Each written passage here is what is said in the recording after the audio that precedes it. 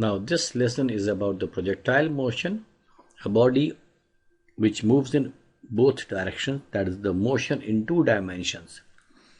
Over here we talk of a projectile body.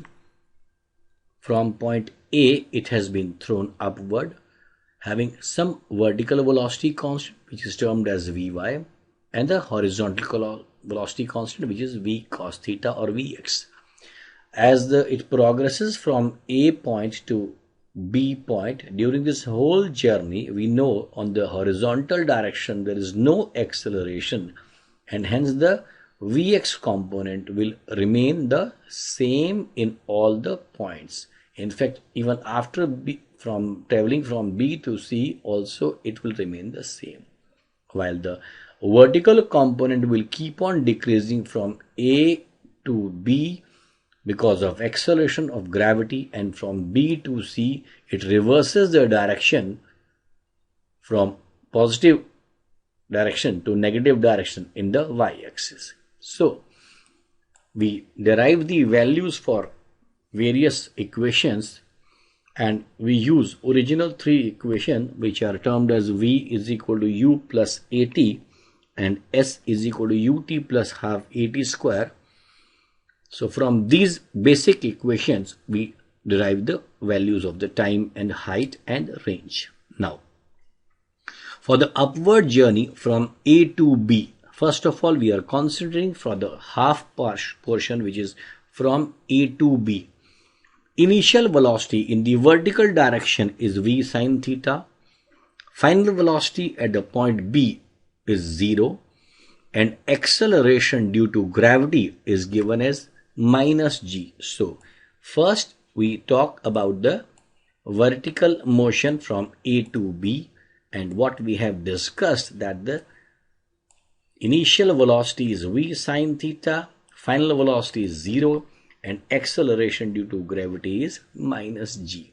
Now using the formula V is equal to U plus AT, we substitute these values which gives us that 0 is equal to V sin theta minus gt, which gives the value of t is equal to V sin theta upon g. Now this is the value for the time period from A to B.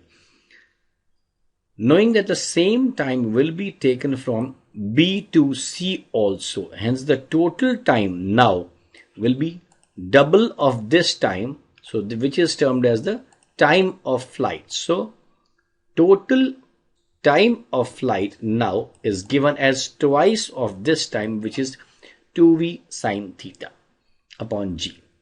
Similarly, using the same formula for the maximum height we want to get it, again for the vertical direction, initial velocity is V sin theta, final velocity is V equals to 0 and acceleration is minus g. So to find the equation we again use the formulas.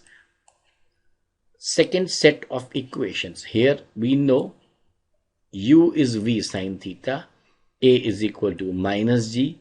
Now using the formula V square is equal to U square plus 2AS.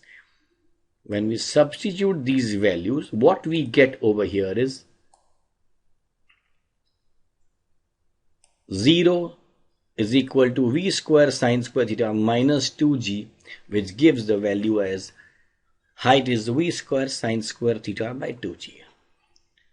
When we are left with the discussing about horizontal range, we very well know in the horizontal direction there is no acceleration.